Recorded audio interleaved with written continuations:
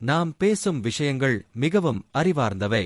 பணம் நிலைக்கவில்லை அல்லது குளிக்கும்போது பெண்கள் இந்த பரிகாரத்தை கண்டிப்பாக செய்ய வேண்டும். திடீர் பணவரவு ஏற்படும். அதனுடன் நிர்வாணமாக குளிக்கும் பெண்களுக்கு ஒரு நல்ல செய்தி உள்ளது. ஒருமுறை பரமேஸ்வரன் பார்வதி தேவியுடன் ஹரிவாரில் சஞ்சரித்துக் கொண்டிருந்தார். அப்போது பார்வதி தேவி பார்த்தபோது அனைத்து மக்களும் கங்கை நதியில் குளித்துவிட்டு ஹரஹர கங்கே ஹரஹர கங்கே என்று சொல்லிக் கொண்டு சென்றனர். நீங்கள் இந்த கதையை கேட்டால் முழுமையாக கேளுங்கள். ஏனென்றால் அரை அறிவு ஒருபோதும் பயனுள்ளதாக இருக்காது. பார்வதி தேவி பார்த்தபோது அனைத்து மக்களும் கங்கை நதியில் குளித்துவிட்டு ஹரஹர கங்கே ஹரஹர கங்கே என்று சொல்லிக் கொண்டு சென்றனர். அவர்கள் அனைவரும் துக்கத்திலும் வேதனையிலும் இருந்தனர். அப்போது பார்வதி தேவி மிகவும் ஆச்சரியத்துடன் பரமேஸ்வரனிடம் கேட்டாள், பரமேஸ்வரா, கங்கை நதியில் குளித்தால் அனைத்து பாவங்களும் நீங்கும் என்று சொல்வார்கள் அல்லவா? அப்படி என்றால் இவர்களின் பாவங்களும் தோஷங்களும் ஏன் நீங்கவில்லை? கங்கை நதியில் அந்த சக்தி இல்லையா என்று கேட்டாள்.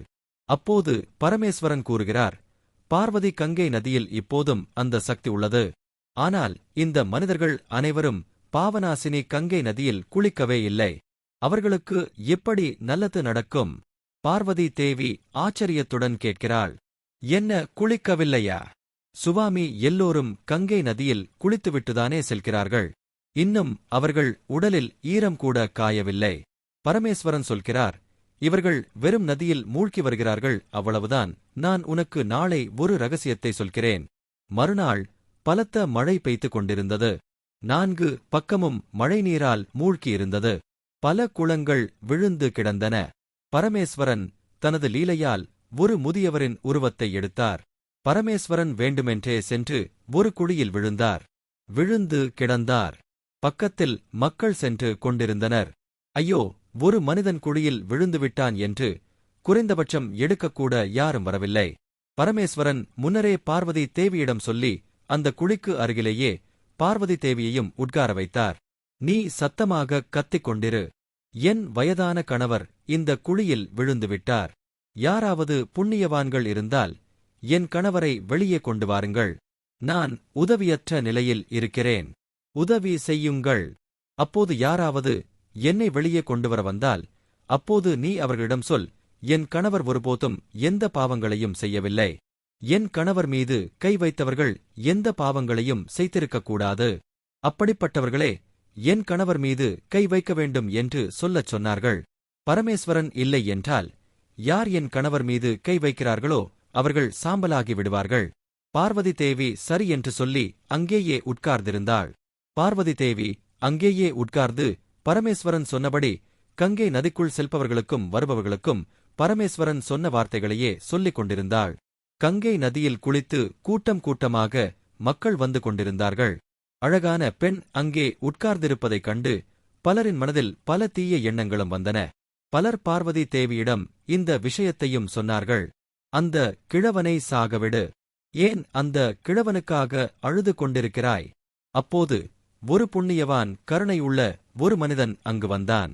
என்ன, உங்கள் கணவரை வெளியே எடுக்க வேண்டுமா என்று கேட்டான். ஆம் என்று சொன்ன பிறகு பார்வதி தேவி சொன்ன வார்த்தைகளைக் கேட்டு அந்த நபரும் போனான். அந்த நபர் நினைத்துக் கொண்டிருக்கிறான், நான் இப்பதானே கங்கை நதியில் குளித்துவிட்டு வந்தேன். இருந்தாலும் கூட இந்த நபர் எனக்கு எதற்கு நான் சாம்பலாகி விடுவேனோ என்று நினைத்து அங்கிருந்து சென்று விட்டான். வந்தவர்கள் அனைவரும் கூட எங்கே சாம்பலாகி விடுவோமோ என்று அனைவரும் சென்று கொண்டே இருந்தனர். யாரும் கூட முதலை நபரை பிடிக்கும் சாகசத்தை செய்யவில்லை. கூட்டம் கூட்டமாக மக்கள் வந்து கொண்டிருக்கிறார்கள், கேட்கிறார்கள், சென்று கொண்டிருக்கிறார்கள். மாலை ஆகிவிட்டது. பரமேஸ்வரன் சொல்கிறான், பார்த்தாயா, யாராவது தூய்மையான மனதுடன் கங்கையில் குளிக்க வந்தார்களா? சிறிது நேரத்திற்கு பிறகு ஒரு இளைஞன் கங்கை நதியிலிருந்து ஹரஹர கங்கே ஹரஹர கங்கே என்று சொல்லிக் கொண்டு வந்தான். பார்வதி தேவி அந்த நபருக்கும் விஷயத்தை சொன்னாள்.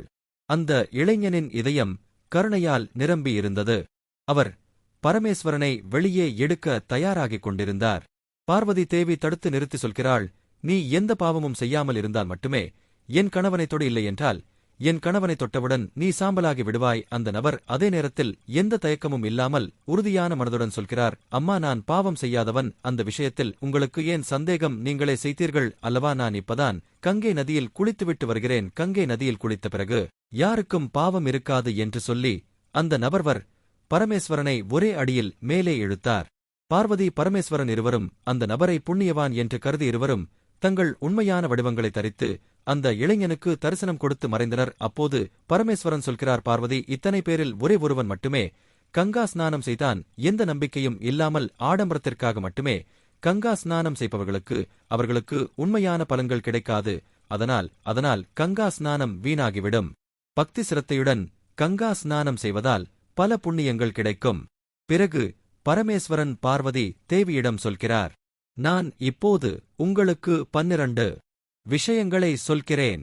குளிக்கும்போது இந்த 12 விஷயங்களையும் கடைபிடிப்பவர்கள் ஒருபோதும் துக்கத்தை அனுபவிப்பதில்லை. அவர்களின் வீட்டில் லட்சுமி தேவி எப்போதும் நிரந்தரமாக வசிப்பாள். அவர்களின் வீட்டிற்கு அபரிமிதமான செல்வங்கள் வரும். அந்த வீட்டில் ஒருபோதும் சண்டைகள் நடக்காது. அவர்களின் குடும்பம் முழுவதும் மிகவும் மகிழ்ச்சியாக வாழ்க்கையை நடத்தும். அப்போது பார்வதி தேவி, பரமேஸ்வரா, அந்த 12 விஷயங்கள் என்னவென்று சொல்லும்படி கேட்டாள். அதன் பிறகு பரமேஸ்வரர் அந்த விஷயங்களை சொல்லத் தொடங்கினார். பார்வதி தேவி மிகவும் கவனமாக விஷயங்களை கேட்டுக் கொண்டிருந்தாள். அந்த 12 விஷயங்களையும் நீங்களும் கவனமாக கேளுங்கள். அந்த 12 விஷயங்களை சொன்ன பிறகு உங்களுக்கு இன்னொரு விஷயத்தையும் சொல்கிறேன். நிர்வாணமாக குளிக்கும் பெண்களுக்கு இந்த விஷயங்கள் மிகவும் முக்கியமானவை. பரமேஸ்வரர் சொல்லிக் கொண்டிருந்தார். குளிப்பதால் உடல் ஆரோக்கியமாக இருக்கும். மனம் அமைதியாக இருக்கும்.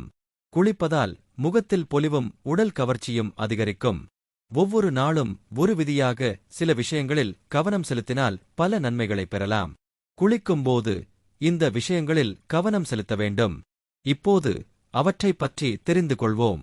பரமேஸ்வரன் கூறுகிறார், பார்வதி, இந்த விஷயங்களை கவனமாக கேள். முதலாவதாக, குளித்த பின்னரே மக்கள் பூஜை போன்ற சடங்குகளை செய்ய தகுதி பெறுகிறார்கள். அதனால் காலையில் குளிக்க வேண்டும். 2 சாஸ்திரங்களில் கூறப்பட்டுள்ளது. குளிப்பதன் மூலம் இந்த 10 நற்பண்புகளும் கிடைக்கும்.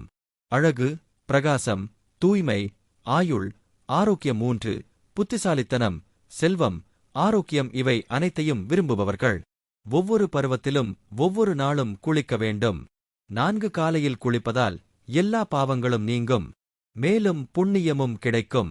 சாஸ்திரங்களில் கூறப்பட்டுள்ளது, காலையில் குளிப்பவர்களிடம் நேர்மறை ஆற்றல்கள் ஏராளமாக இருக்கும். அதனால் காலையில் குளிக்க வேண்டும். எண்டுவென்றால் காலையில் குளிப்பவர்களிடம் எதிர்மறை சக்திகள் நிற்க முடியாது. அதனால் காலையில் குளிப்பது மிகவும் அவசியம். 5 உடல்நிலை சரியில்லாத போது அவர் தனது கீழ் பகுதியிலிருந்து குளிக்க வேண்டும். அல்லது ஈரமான துணியால் உடலை சுத்தம் செய்வதும் ஒரு வகையான குளியல்தான். 6 காலையில் குளிப்பதே மிகவும் சிறந்தது என்று கூறப்பட்டுள்ளது. 7 எண்ணெய் தடவி உடல் முழுவதும் அழுக்காக இருக்கும்போது ஆற்றில் குளிக்கக்கூடாது. நீங்கள் ஆற்றங்கரையில் உடல் முழுவதும் சுத்தம் செய்துவிட்டு அதன் பிறகு ஆற்றில் மூழ்குவது சிறந்தது.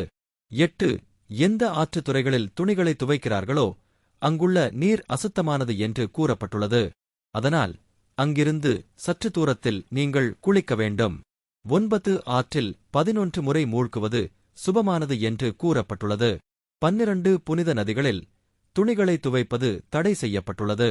நதிகளில் எந்த அழுக்கையும் விடக்கூடாது.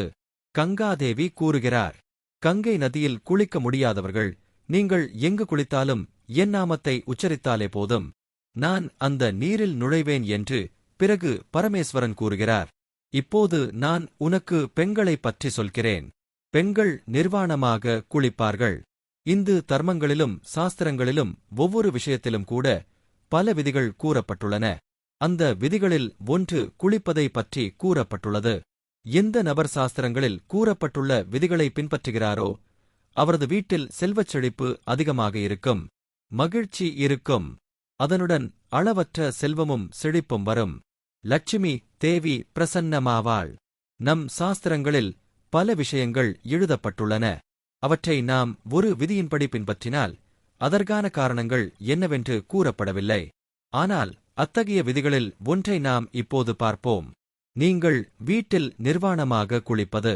பெரியவர்கள் சொல்வதை நீங்கள் கேட்டிருப்பீர்கள். பௌராணிக கதைகளின்படி நிர்வாணமாக குளிக்கக்கூடாது என்று நாம் பார்த்தால், நிர்வாணமாக குளிப்பது தொடர்பான சில விஷயங்கள் கிருஷ்ணருடன் தொடர்புடையவை. பௌராணிக கதைகளின்படி ஒருமுறை கோபிகைகள் குளத்தில் குளித்துக் கொண்டிருந்தபோது அவர்கள் நிர்வாணமாக இருந்தனர். அப்போது ஸ்ரீகிருஷ்ணர் அவர்கள் அனைவரின் ஆடைகளையும் மறைத்துவிட்டார். அப்போது கோபிகைகள் தங்கள் ஆடைகளை திரும்ப தருமாறு பிரார்த்தனை செய்தனர். அப்போது ஸ்ரீகிருஷ்ணர் அவர்களுக்குச் சொன்னார், எங்கும் நிர்வாணமாக குளிக்கக்கூடாது. அதனால் நீரின் கடவுளான வருணனை அவமதித்ததாகும். அதனால் நீங்கள் நிர்வாணமாக குளிக்கக்கூடாது என்ற ஆலோசனையை நான் கேட்டேன். ஆனால் இவர்கள் குளிக்கும்போது இதை யோசிப்பார்கள் அல்லவா, கதவுகளை மூடிக்கொண்டு அறையில் இருக்கிறோம், நம்மல் யார் பார்ப்பார்கள் என்று. அது மிகவும் தவறு. பரமேஸ்வரன் ஒவ்வொரு இடத்தில் இருந்தும் பார்த்து கொண்டே இருப்பார். நீங்கள் நிர்வாணமாக குளித்துக் கொண்டிருந்தால் அது வருணதேவரை அவமதித்ததாகும். நிர்வாணமாக குளிப்பதால் உங்களுக்கு பாவம் உண்டாகும். உடல் ரீதியாகவும் பொருளாதார ரீதியாகவும் பிரச்சனைகள் வரும். நீங்கள் நிர்வாணமாக குளித்தால் எதிர்மறை சக்திகள் உங்கள் உடலில் நுழையும். உங்கள் மனநிலையும் எதிர்மறையாக மாறும். நீங்கள் குளிக்கும் போது ஏதேனும் ஒரு ஆடையை அணியுங்கள். நிர்வாணமாக குளிக்க வேண்டாம். நிர்வாணமாக குளிப்பதால் உடலில் உள்ள அனைத்து நேர்மறை சக்திகளும் வெளியேறிவிடும். அதன் தாக்கம் உடல் மற்றும் உங்கள் மனம் மூளை மீதும் விழும். கருட புராணத்தின்படி நீங்கள் குளிக்கும்போது உங்கள் பித்ரு தேவதைகள் அல்லது இறந்தவர்கள் உங்கள் அருகிலேயே இருப்பார்கள். நீங்கள் நிர்வாணமாக குளித்தால் உங்களுக்கு பித்ரு தோஷம் ஏற்படும். அப்படி குளிப்பதால் உங்கள் மூதாதையர்களுக்கு திருப்தி கிடைக்காது. அது வீட்டில் பித்ரு தோஷத்திற்கு காரணமாகும். அவர்கள் அந்த ஆடைகளிலிருந்து சொட்டும் நீரை குடிப்பார்கள். அதன் மூலம் அவர்களுக்கு திருப்தி கிடைக்கும். ஆடையின்றி குளிப்பதால் மூதாதையர்களுக்கு கோபம் வரும். அதனால் மனிதன் பல சிரமங்களை சந்திக்க நேரிடும். ஆகையால் எப்போதும் ஆடையின்றி குளிக்கக்கூடாது. புராணங்களின்படி அர்ப்பணிக்கப்பட்ட நீர் மூதாதையர்களுக்கு வழங்கப்படுகிறது. ஆடையின்றி குளிப்பதால் மூதாதையர்களுக்கு முன்னால் நீங்கள் ஆடையின்றி குளித்தால் லட்சுமி தேவி அவர்கள் மீது கோபப்படுவார். அதன் காரணமாக உங்கள் ஜாதகத்தில் பண இழப்பு யோகங்கள் உருவாகும். உங்கள் நிதி நிலைமைகள் பாதிக்கப்படும். இந்த காரணங்களால் குளிக்கக்கூடாது என்று அறிவுறுத்தப்படுகிறது. சாஸ்திரங்களிலும் இது கூறப்பட்டுள்ளது. வீடியோ பிடித்திருந்தால் லைக் செய்யவும். வீடியோ பிடித்திருந்தால் எங்கள் சேனலை லைக் செய்யவும். பகிர்ந்து கொள்ளவும், தவறாக முயற்சி செய்யவும். வீடியோ பிடித்திருந்தால் கமெண்ட் பாக்ஸில் ஜெய் ஸ்ரீராமன் என்று கட்டாயம் குறிப்பிடவும்.